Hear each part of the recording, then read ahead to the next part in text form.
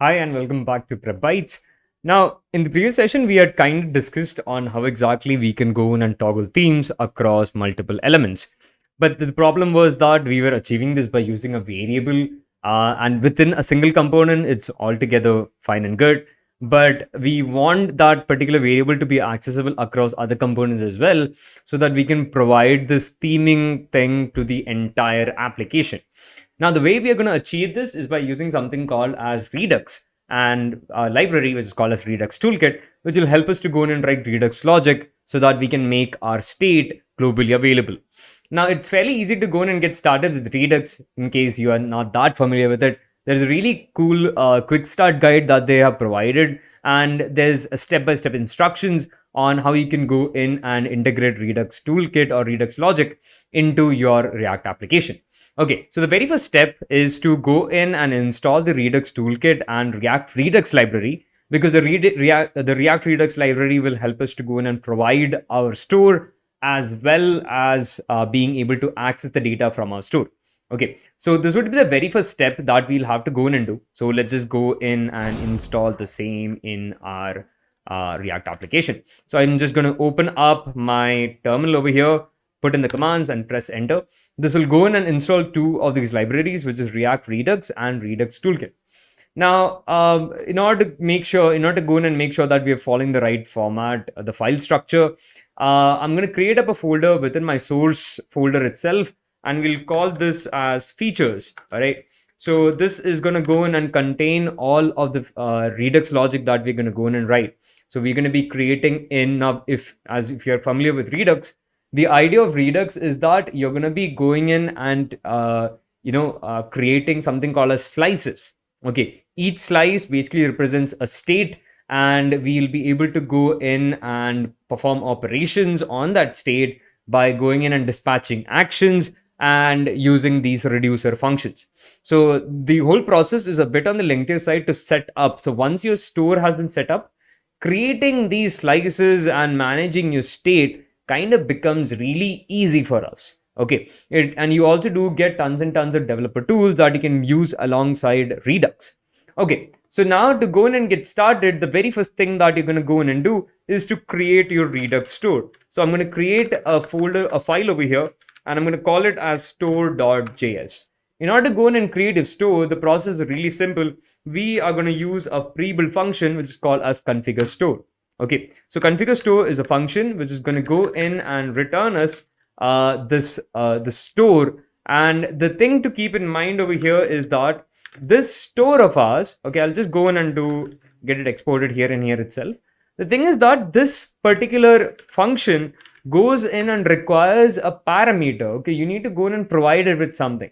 Okay, so the thing is, your store is capable of going in and storing multiple states. Okay, it's not like you're going to use a Redux store to just store one piece of information. You can use it to go in and store multiple state data or state variables that you have. Okay, so what we need to do is we need to go in and define this particular property, which is called as reducer, where you're going to go in and specify the reducer for each and every other slice that is present within your application.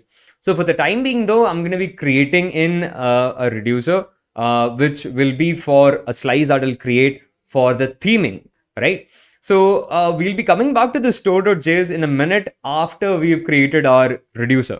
Okay, so the next thing that I'm going to do is to create up a slice. Okay, so I'll say theme slice.js. You can give it any name you want. Okay, no issues whatsoever.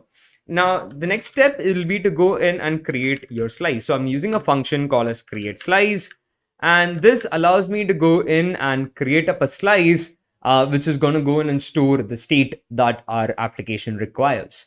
Okay, so this is a kind of a step. The reason I'm going with this step is because we'll be able to generate the reducer, which is going to be which we'll have to provide to our store. Okay, so the process is really simple. This particular create slice function, actually, let me just go in and get it stored somewhere. So I'm going to say I'm going to create up a variable. Let me call it as theme slice, and we'll export this up as well. All right, there you go. I'm going to write export. Okay, fine. Now here you need to go in and define a bunch of properties. The first one I would say is the name of your slice. So this is going to be helpful for us later for debugging purposes. and I'll say, let's just call it as theme slice. Okay. The next property is going to be the initial state. Okay. So initial state, what I can do here is, I can just go in and, store the data up inside of a variable. Okay. So let's just use it up as maybe, what should I say? Let's just keep it up as a Boolean value. I'll just keep it up as true for the time being. So this is my state value. Okay, this is the value that is being stored within my state, which is just true. Okay, for now it's just true, because the reason so is because for this light theme and dark theme thing to work, we were basically just giving it a Boolean variable or Boolean value. So I'm just setting this up.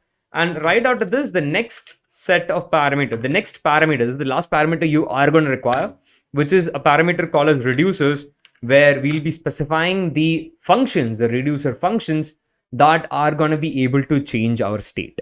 Okay, so the only things that can change the state within the slice is going to be the reducer functions that I'll be defining here. Okay, so I'll create a reducer function. Let me call it as toggle theme. Okay, and this particular function is going to be capable of taking in two parameters, which is the state and the action. I'm not going to be needing the action, but I'll still keep it, or I can just remove it out altogether. And what it does is it just goes in, and what we want to do is, see, we just want to go in. I don't want to return anything because internally it implements immer. So you can just go in and say state is equal to exclamation point, which is I want to invert it, right?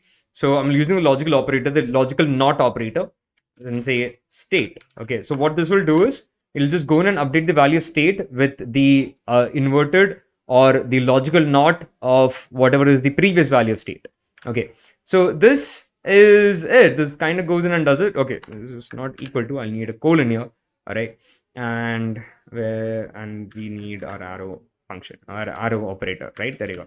So this is the function, and that's it. This is all we need. Okay, so in order to create your slice, just remember this. You need to provide three things: the name of the slice, the initial state that it's supposed to store, and the set of functions that you want to go in, the set of operations that you want to go in and perform.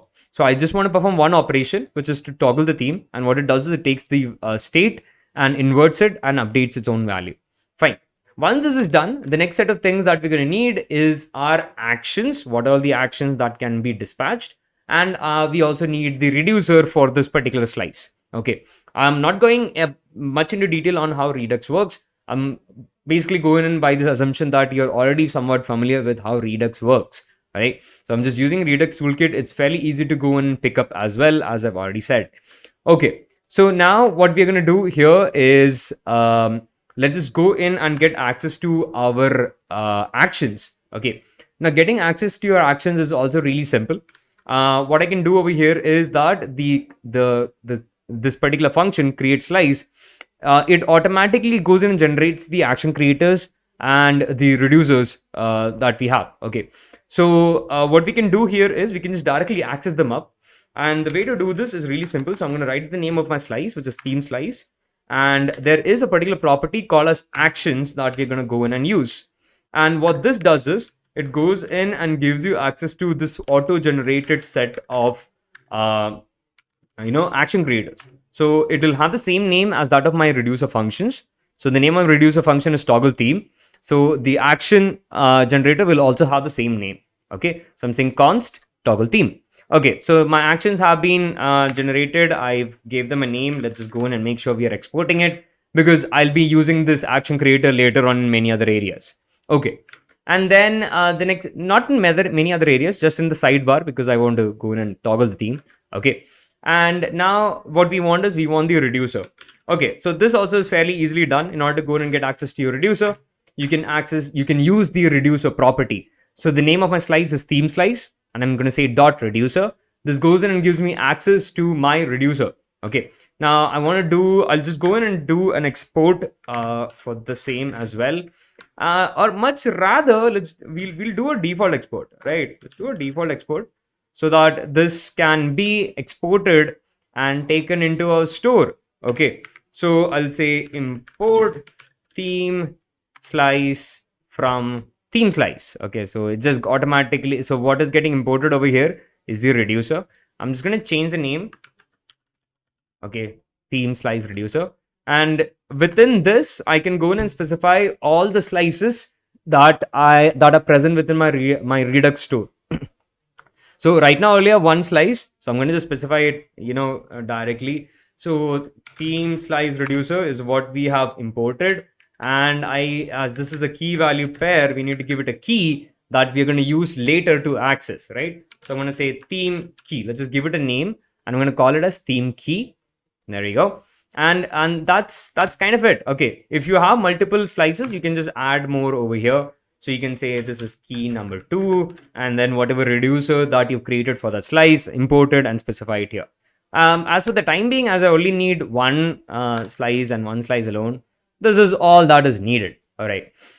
Fine. Now comes the part. So what we've done so far is we've created our store and we created our slice. And within our slice, we have created our reducer functions, we've created our actions, and also provided our reducer to the store. So this is the part where we set up our reducer of our Redux store. We've set up Redux. Now we need to go in and be able to access it. We need to provide it in order to be able to access the state. In order to access the state in my application, I need to go in and provide it. Okay. So what exactly should I do to do this, right? Simple.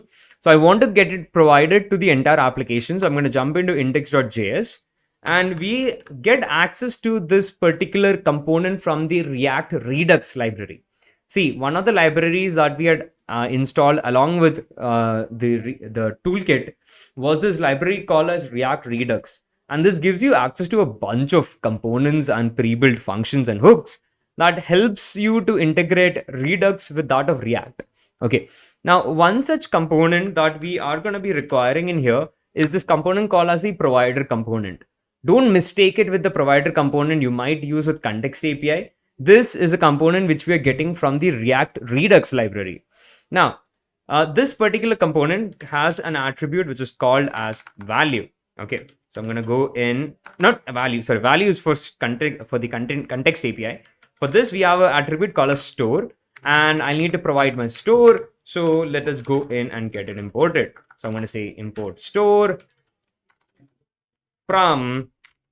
Now I need to go 2 levels up, and not 2 levels up. So we just go /features/store. There you go. Okay, so this will go in and help us to get our store imported. And what we're going to do is we're going to wrap our app inside of our provider component. And this is it. So now we have made our, we have went in and have made our Redux store, globally,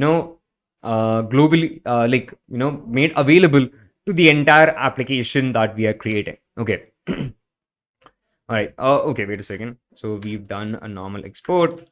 And this should go in and make it so we're not going to see any difference right now at this point, because yeah, it's just we even though we provided our Redux store, we're not using the data at all. Okay, so what I'm going to do is I'm going to jump into the sidebar component itself, and I'll just have to replace this use state variable, because I don't need the use state variable, the state variable, not use state variable. I don't need the use state hook, because I already have access to the state in my Redux store, which I can just go in and provide to this variable called as light theme. Okay, so I'm going to remove this, and here I need to go in and get access to the state variable, which is present within my slice, right? So for doing that, I'm going to use a particular hook called as the use selector hook. All right, the use selector hook is a really convenient hook, I would say, if you want to go in and access the Redux store state. Okay, and all you need to go in and do is you need to go in and provide it with a selector function. Okay, so this selector function part is where this where our the key that we created. Okay, so we had went and created this key in our store, right? So this is the key that we had created. So we can just go in and access the same here. Okay, so what I'll do is, okay, let me just put it back as it was. For now, let's just see what data are we getting. Okay, so I just want to show you what data is it going to return. So I'm going to say state. So this is going to be a selector function, and I'm going to say state dot theme key. So what is this theme key? This theme key is the same key which I have specified in my store. Okay, so I need to go in and write theme key here as it is. All right. Now, the thing here is we want to go and see what all are the data that we're getting. All right. So I'll just do a console.log and take this whole thing and just print whatever is stored within the state. Okay. All right. So I'm just going to go in and jump back into my browser. Let's see what are we getting. And there you go. So you can see I'm getting true.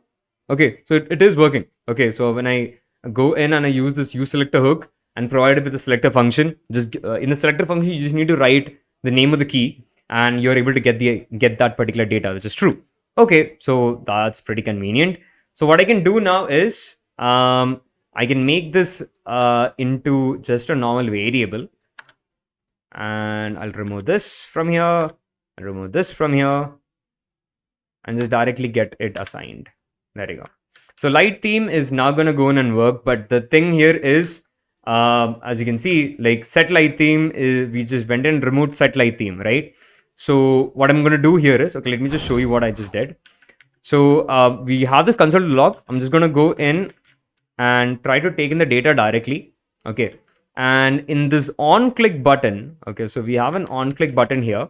Now I cannot go in and do this here because we don't have a set light theme kind of function. We'll have to go in and use our actions now. Okay. So the first thing I need is I need to go in and import the actions. So I'll say import toggle theme, which is the action that we have already created within our slice. So I've imported it. And apart from that, I'll need my dispatch function. Okay. So for the dispatch function, I'm going to use the use dispatch hook. And the functionality of this hook is also fairly simple. It just goes in and returns you the dispatch function. Okay. Returns your function, which is basically nothing but the Redux dispatch function. Okay. So let's just get this function stored up in a variable. Okay. So pretty fairly simple. You get access to the Redux dispatch function here. I'm going to store it up here. And now what I can do is I can add this on click event to where exactly is it? Let's just see. Yeah, there you go. So this is the icon button. So I'm going to go in and add an on click event to it. So let's say on click. I want to go in and dispatch. So we have the dispatch function. I'm going to go in and dispatch the toggle theme action that we have imported here. Okay, so that's good. So I'm going to just save this. All right. And let's just see if this goes in and works out as it should. All right. So this is our let's just give it a quick refresh. Now if I go in and click on it, yeah. So the theme toggle is working. Now what we want to do is let's see. Okay. So the main reason, because this was happening before as well, but the main reason why we went in with Redux is so that we can do it across other components, right? So what I'm going to do is I'll not be doing it for the whole the groups component. I'll just do it for the header. In a similar note on how we can do it for the header, you can also follow the same strategy or the same tactic and just add some JSX to the class name so that you're able to render out the dark class or you're able to apply the properties inside of the dark class if if the theme has been toggled to dark mode. Okay. All right, so I'm just going to jump back in. Where is my groups? There you go. We have a groups class over here. I'm going to first and foremost just quickly go in and access this theme, the true or false value. So for that, I'm going to need the useSelector hook, right? I'm going to come over here and just copy paste it from the sidebar thing. Okay, I already have it imported. So that's pretty great. So we got the data. Now we need the logic for the class, the JSX part, right? I'm going to copy the whole class name ping. And here, let's do it for the header. Okay, so I'm going to just replace this. So, no, wait, I took it from the wrong place. Wait. We want it for, yeah, there you go. We'll do it with the SP header thing. Copy this, jump back into our groups component. And we here, so it's UG header. Okay, so it's UG header. Let's just quickly save this up. And now if I jump back into my browser, let's just give it a quick refresh. Now you can see I'm able to toggle themes. So for the avail groups header, as you can see, the theme gets toggled, right? So apparently for the inner content though, we need to go in and do something. Okay, so we need to go in and provide it for the inner text components as well. because apparently for them it's not getting applied.